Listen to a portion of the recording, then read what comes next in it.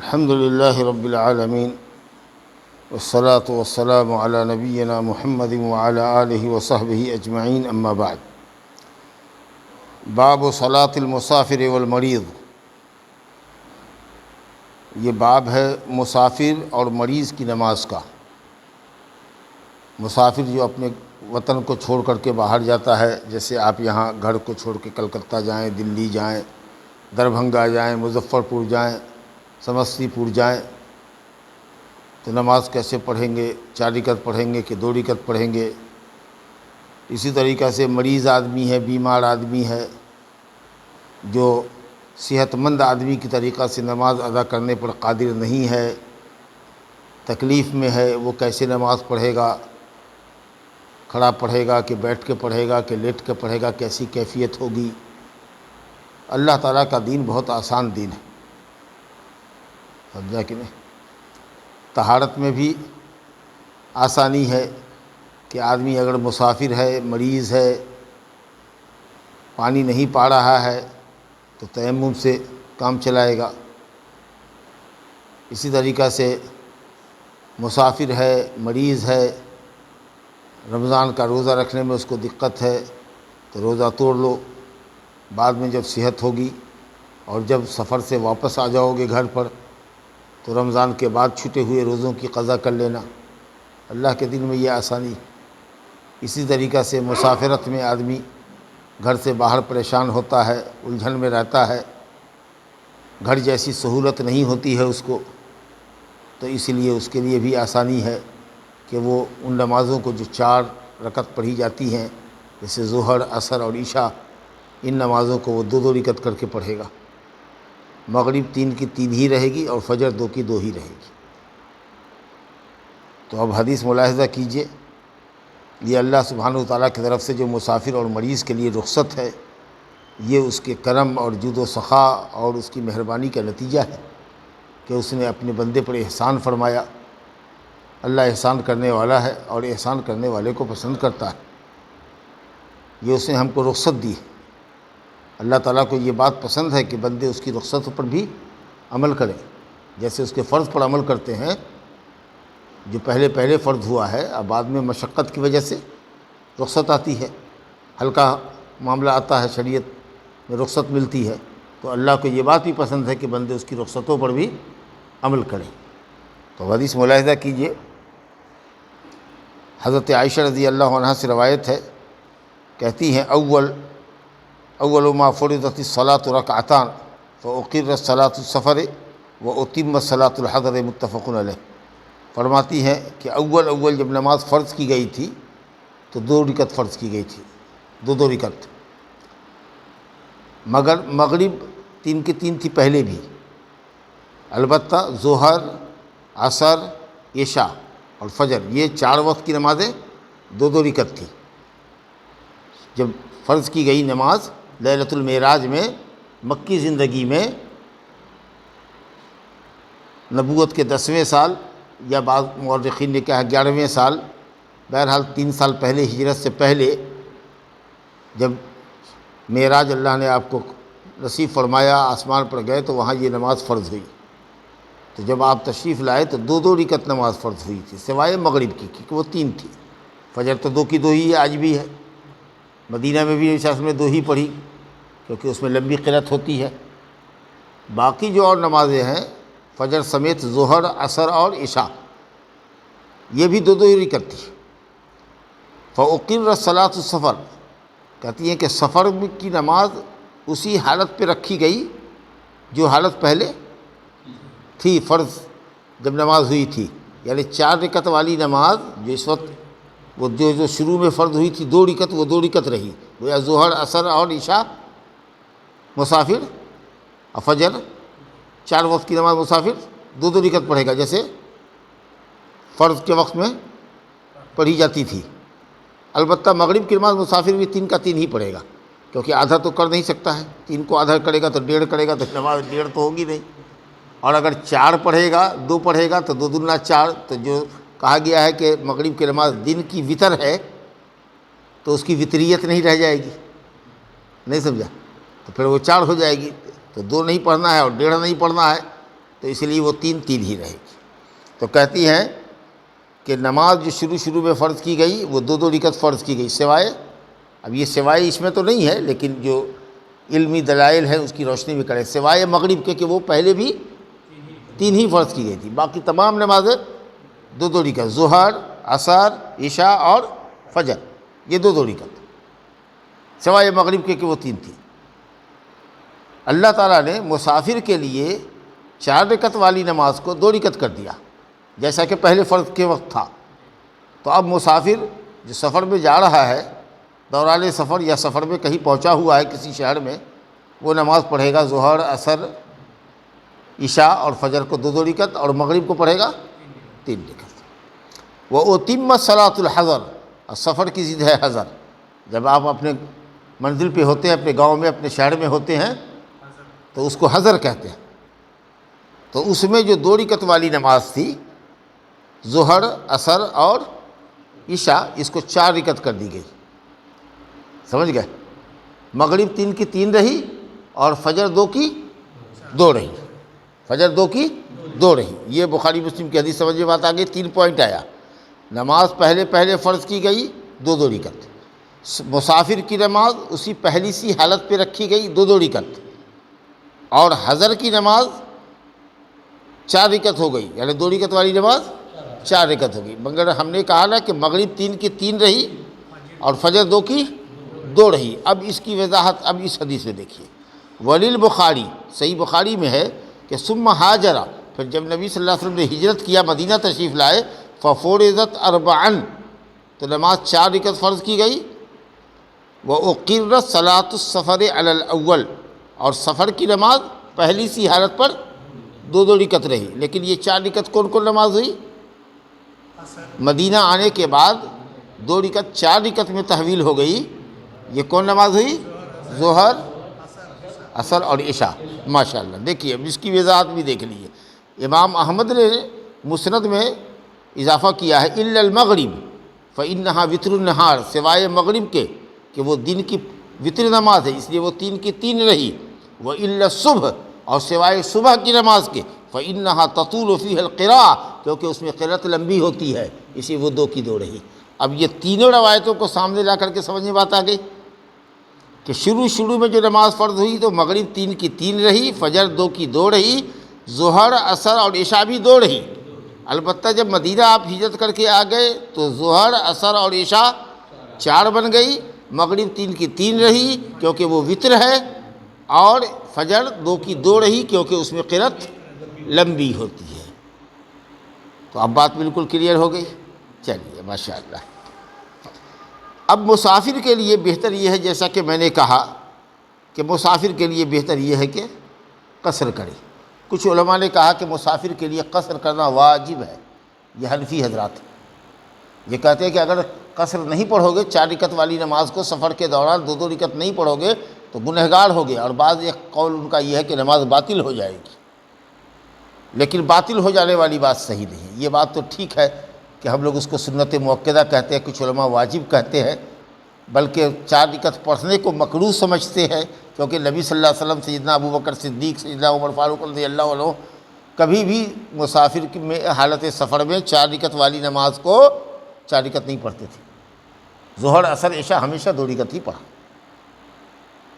تو یقیناً افضل کہہ لیجئے یا سنت مؤکدہ کہہ لیجئے، وہ 2 ہی رکعت ہے مسافر کے لیے۔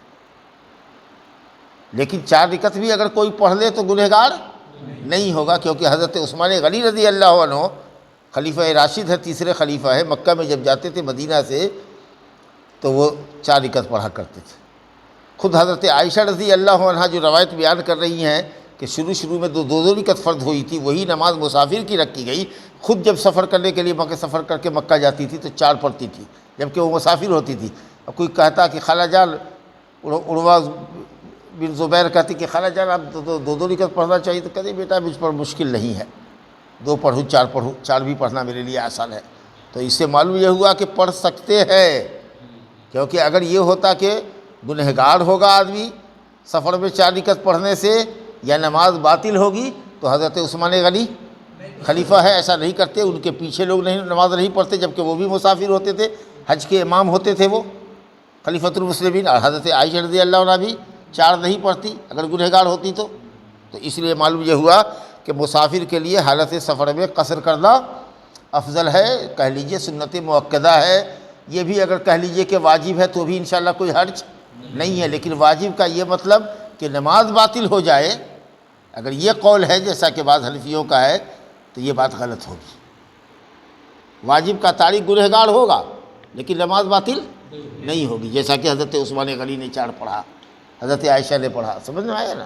تو کچھ لوگ کہتے ہیں واجب ہے، کچھ کہتے ہیں سنت مؤکدہ ہے، لیکن اگر مسافر بھی 4 رکعت اگر پڑھ لے تو انشاءاللہ تعالی مال کراہا جائز ہے۔ لیکن اگر وہ مسافر کسی وہاں کے امام کے پیچھے نماز پڑھتا ہے، جیسے بمبئی میں آپ گئے اور وہاں کا امام جو ہے ظاہر ہے کہ وہاں شہر کا امام ہے تو وہ مقیم ہی ہوگا نا۔